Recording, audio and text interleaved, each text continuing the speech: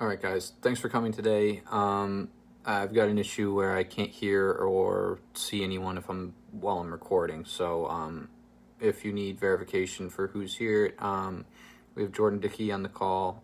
Who's my buddy, Max Davidson, Taylor Davidson, both my brothers, my mother and father, Robert and Wendy. All right.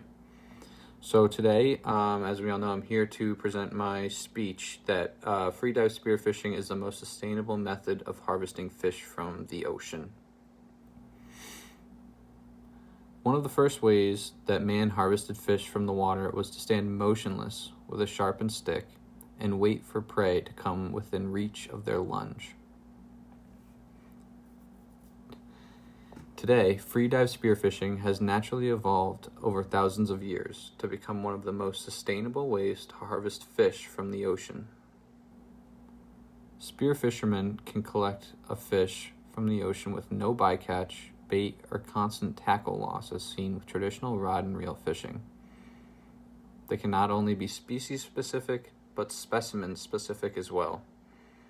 Hunting so intimately within their environment, divers have a special relationship with the ocean, and that relationship is built on respect for our seas. Dive communities across the Northeast are strict on following fishing regulations and commend and encourage fellow divers to always take litter and plastic out of the water. However, Connecticut marine fishing regulations are constantly cracking down on spearfishing because they believe it is inhumane, barbaric, and unnecessary. These strict regulations are born from a lack of education about divers and their creed, which we will examine today. Tautog is one of the healthiest populations of fish in Long Island Sound, and sadly, even their numbers are not what they once were. Recreational rod and reel and commercial fishermen making a living off tautog have driven the population down over the past 40 years. Commercial harvest for tautog peaked in the late 1980s at 1.2 million pounds and declined to approximately 300,000 pounds in 2018, according to the ASMFC.org. The Atlantic States Marine Fisheries Commission Amendment 1 to the Interstate Fishery Management Plan for tautog in October 2017 states, tautog is overfished and overfishing is occurring on a coast-wide scale. It is clear to veteran fishermen of all methods that tautog population has taken a blow. Female tautog can lay 300,000 eggs each season. Northeast spearfishermen know this and only target the male tautog. Male tautog are easily identifiable by their large white chins and lighter coloring. Many legislators and environmental advocacy agencies believe that spearfishermen are simply killing any fish that they see, and this is simply not the case. In fact, the opposite is true. Spearfishermen are specifically targeting fish that are the least valuable to their ecosystem. Striped bass are another heavily fished species on the East Coast. According to a 2005 economic study by Southwick Associates, commercial and recreational fishing for stripers generated more than $6.8 billion in total economic activity, supporting more than 68,000 jobs. It is important for the striped bass population to stay healthy. However, new spearfishing regulations in Connecticut prohibit spearing of striped bass. When 1.2 million pounds of striped bass were pulled out of the ocean by commercial fishermen in 2015, we need to reevaluate who regulations should be targeting. Environmentally aware divers are not the cause of the decline of striped bass. It is the commercial fishing industry. While commercial fishing employs thousands of American citizens, it is important that these commercial fisheries and their boats be accountable for their actions. The ASMFC states an illegal and unreported and undocumented fishery has persisted for more than a decade for tautog. This is simply unacceptable. I refuse to believe that prosecutors didn't know an undocumented fishery was operating undetected for such a long time. The truth is that if commercial fishing regulations are put in place, then it will not be possible for all fishermen to make a living doing their craft. This is a very political issue. Right-wing politicians have opposed commercial fishing regulations.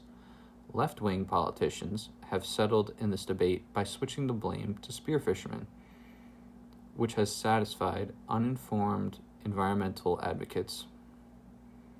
Left-wing legislators know that they will look bad if they cause damage to the commercial fishing business, so shifting the blame to a misbranded and brutal method of fishing satisfies left-leaning voters. At the very least, there simply needs to be more awareness of the damages of commercial fishing. In June of 2020, President Trump signed a proclamation that opened the Atlantic Ocean's only fully protected marine sanctuary to commercial fishing, dismissing arguments that crab traps, fishing nets, and lines dangling hooks can harm fish and whales.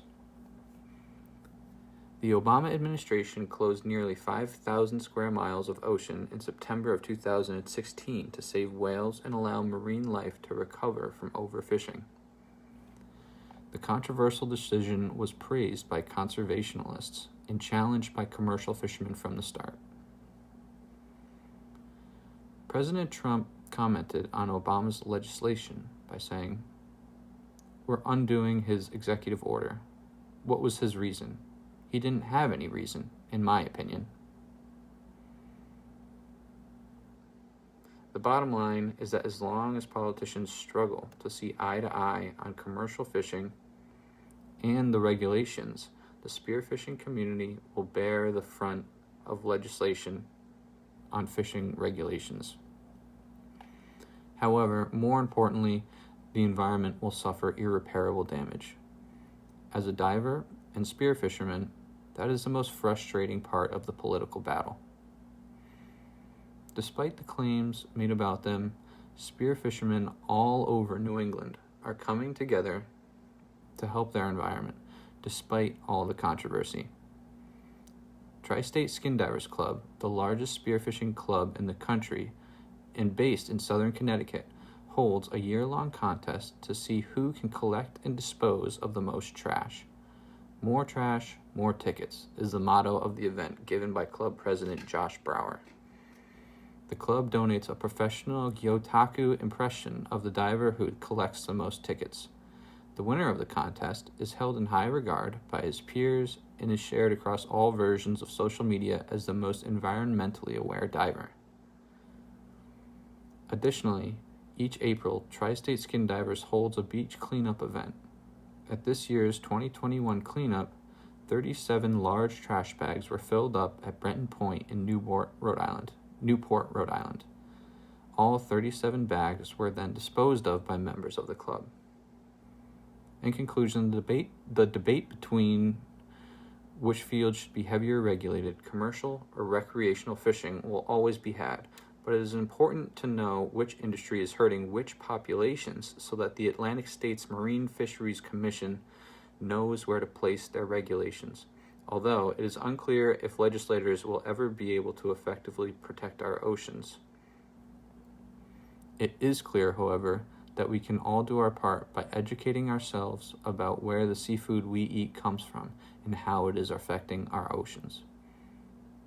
Freedive spearfishing still carries a fundamental misconception about what the sport truly is: the oldest, most traditional, and most sustainable way of harvesting fish from the ocean.